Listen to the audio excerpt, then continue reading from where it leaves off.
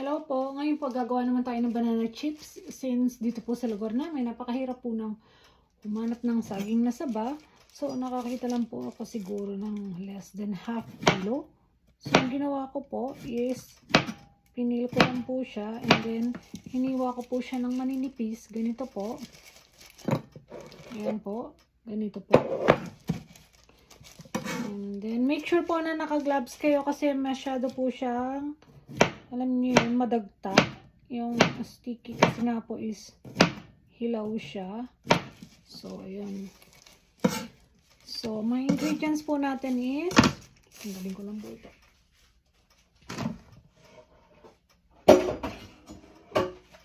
Ayan po, meron po tayong suka, white vinegar, water, and sugar, and cooking oil. So, meron na rin po tayong maliit na strainer, tsaka spoon, and measuring cup. So, since konti lang po yung banana ko, maglalagay po ako ng 200, at least 200 to 300. Let's see po, mas maganda po kung 400 ml ng cooking oil. Vegetable oil po yung ginamit ko. Pwede nyo naman pong gamitin yung coconut oil. Yan. Hintayin lang po natin siyang uminit. And then, para naman po sa mixture natin, hindi na po ako magpo-portion kasi po, kukunti lang yung banana ko. So, gagawin ko po is, divided by ko na lang po yung yung ingredients. So, para sa atin is water, sugar, 1/4 cup ng, hindi 1/4, 1/8 lang po. Kasi kukunti lang po talaga eh. So, halving this, 1/8. Tapos, cup water, same. Kung 1/4 o 1/4 din po yung cup water nyo, 1/4 yung sugar. Kung 1/8, 1/8 lang din po. Kasi po sobrang konti lang talaga. At saka,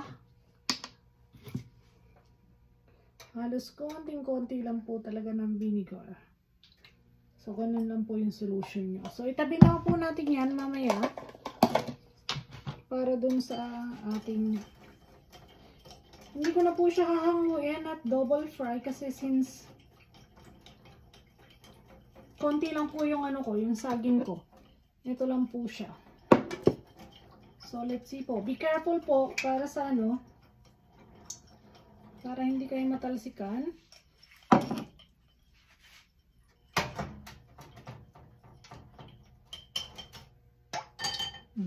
Ayan po siya. Okay. Tumatalsik na po siya. So, cover. Ayan. So, mainit na po yan. So, mag-try po tayo ng isa. Para po mag-check. So, mainit na po. So, ilagay na po natin siya. Mag-ingat po kayo. Sorry.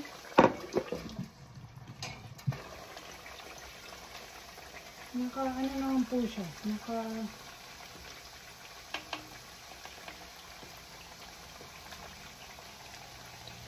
po natin ilagay.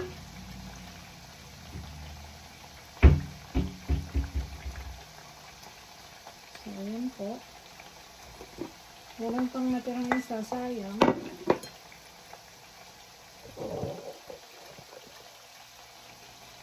Ayan po siya. Buksan natin ng exhaust.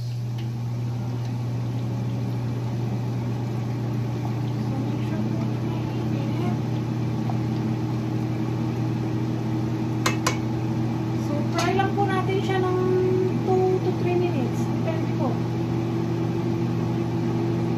Hanggang sa mag-golden brown na po.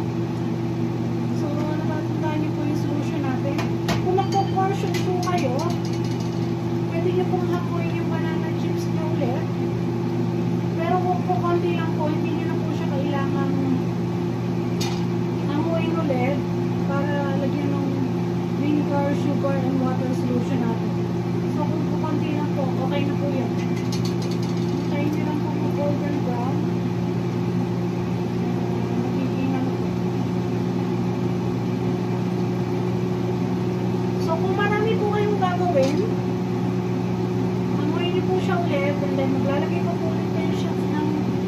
batch hanggang sa matapos nyo po. Tapos po, third portion po ulit yung gagawin yung banana chips. Lagay nyo po ulit. Tapos mag-splash lang po kayo ng konting solution ng vinegar, water, and sugar.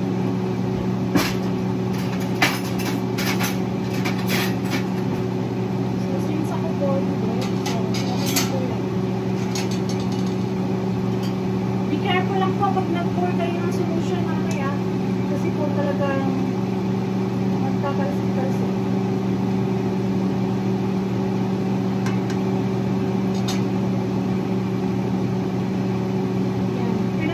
Dito po kasi sa amin mahirap hanapin yung saba. So, lucky po nakakita lang ako ng pwedeng replacement na saging na unripe. So, talaga po dapat gumagamit sa banana chips is saging na saba.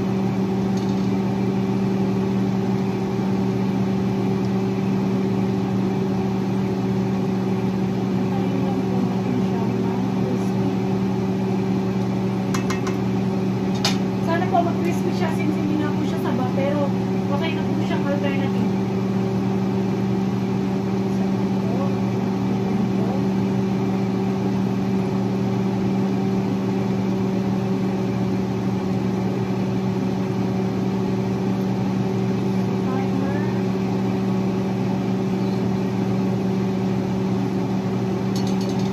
Actually, dapat po 2 to 3 minutes, pero since iba nga po yung saging natin,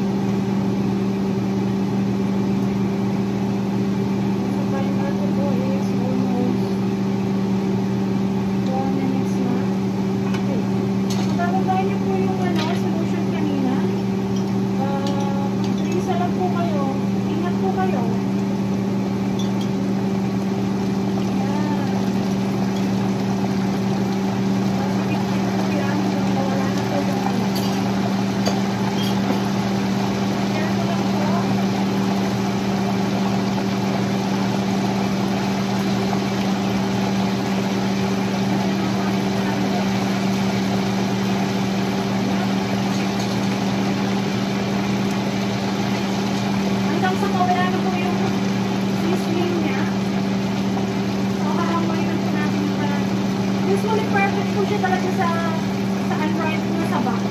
Pero since wala nga po kami unripe na saba, ito lang po yung pinaka lapit na alternative na nakita ko. So, maririnig niyo po, mawawala na yung sizzling pop niya. So, pagka po ba yung six level, na siya sa coffee.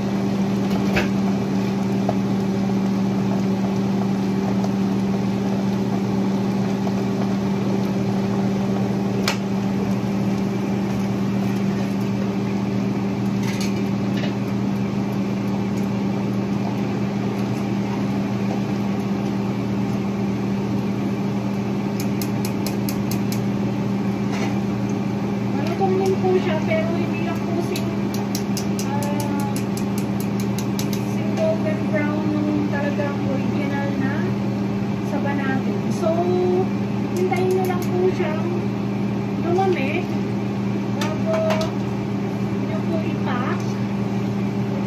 sa inyo kung gaano kadami. Usually 100 grams po ang packaging natin sa ganito.